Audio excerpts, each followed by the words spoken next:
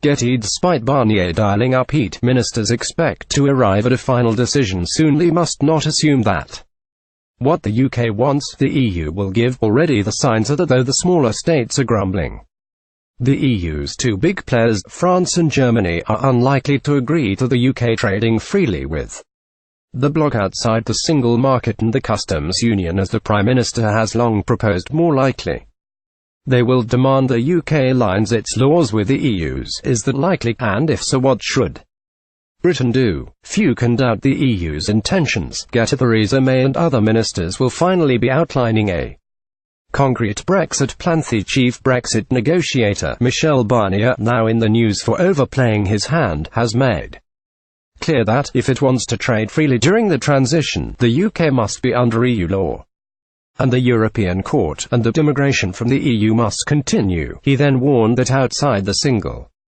market and the customs union, the UK would face trade barriers. There was not a moment to lose, and this country must make its choice. Mr. Barnier did not mince words, and he reflects the wider aims of the EU. France and Germany, the architects of the project, want to deter other states from doing a Brexit. Bringing about the founding aims of the 1950s means that every country involved has to buy into the whole package. At that time, France wanted to direct Germany and its economic potential into French political and economic aims to prevent a rerun of its bellicose past. Today a more powerful instinct is at work.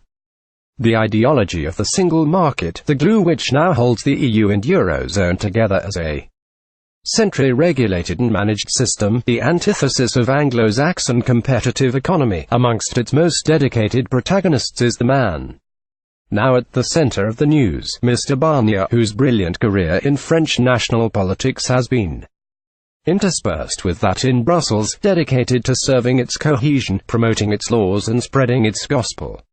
Mr. Barnier's CV spans Paris and Brussels. He switched from a successful ministerial career in French politics, where he served as Minister for Foreign Affairs in 2004-05 and Agriculture in 2007, to being an MEP and Commissioner for the Single Market in 2010. Even then he was no stranger to the Brussels machine.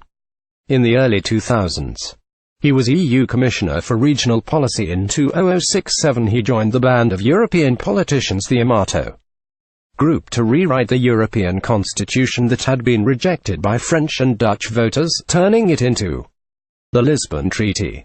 Michel Barnier is no stranger to Brussels, as a seasoned EU veteran as Commissioner for the Single Market in 2014. He introduced the Banking Union, new legislation for the financial sector and the digital single market, and moved on to become defense advisor to Jean-Paul Juncker.